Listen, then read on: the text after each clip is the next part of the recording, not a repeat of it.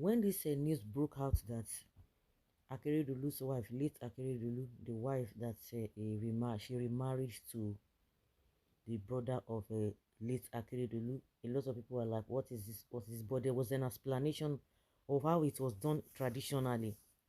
Nobody saw the face of the younger brother in that particular article, but now the face has been shown, and that is the man we are seeing there. He happened to be Rotimi Akeredolu's a younger brother, and some people said no, they just handed over the woman to this man, not that he has to marry her, just for her to remain in the family, and a lot of confusion, a lot of commotion here and there. So what is now the need?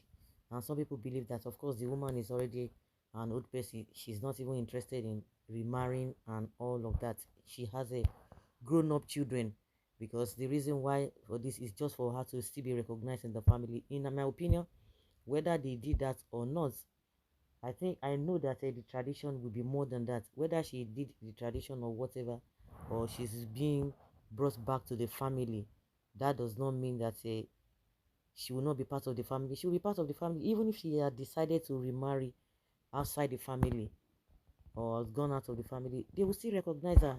There's no doubt about that, because the man in question is no more. So it's not as if the man is going to marry another woman. Okay, another person is coming. So she was the man's wife from the beginning until when the man is no more. So it makes no difference, unless maybe it's some if it's a younger person, younger woman. But she's the woman is, even from what we from the feelers that we got, she's older than the man. So she's not even a young person in the first place.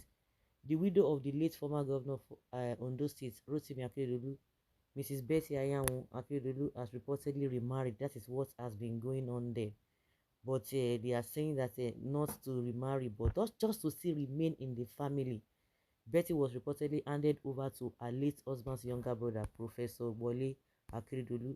The decision was made by the Emiabiam community in Owerri, West local government area of Imo State. So it is not oh, somebody said it, somebody said it is the family that made this whole thing. We saw pictures of how things were done.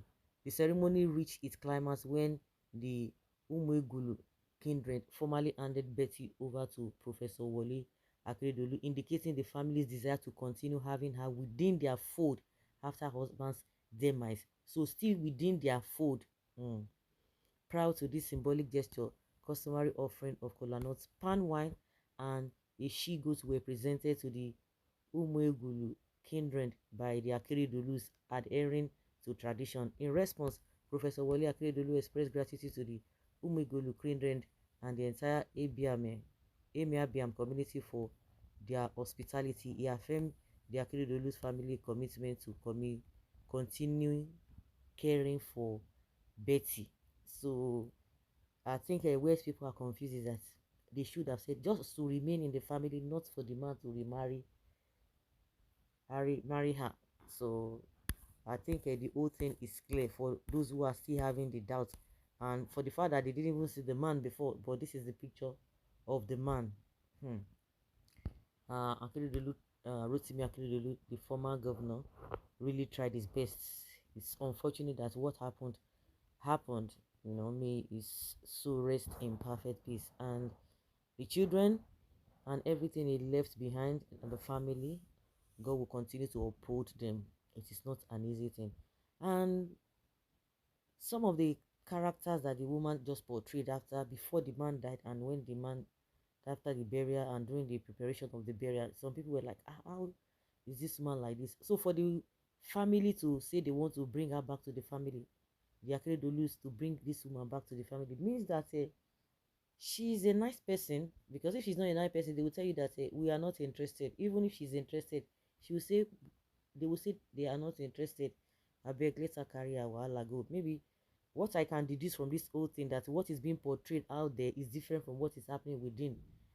Because of our reactions, people just, of course, it's very, very easy for people to just quickly take decisions, or to assume that oh, this is it, because a lot of people were trying to tell her that you just have to calm down, and with the saga in the government house with the governor that took over, the deputy that took over after the demise of Rotimi Akeredolu, back and forth things. And again, I think the worst part of it was when the niece of Akeredolu, who happens to be one of the cabinet member when Akeredolu was governor, now supporting the new governor, which the woman is not happy about, and people are like, what is the problem? What is it? What is that? So I think a lot of people just have some kind of reservations for the woman that this woman must be a troublesome person. But this issue of a remarrying her or taking her back into the family shows that the family really, really like her, or she's a nice person from what is being put up out there. So that is just it. It's just for her to remain in the family, not that she will be marrying the man, according to what is being said. Maybe if there's another thing, definitely we all will be informed. So, guys, let's hear your opinion and have your take to avoid any form of confusion or commotion out there.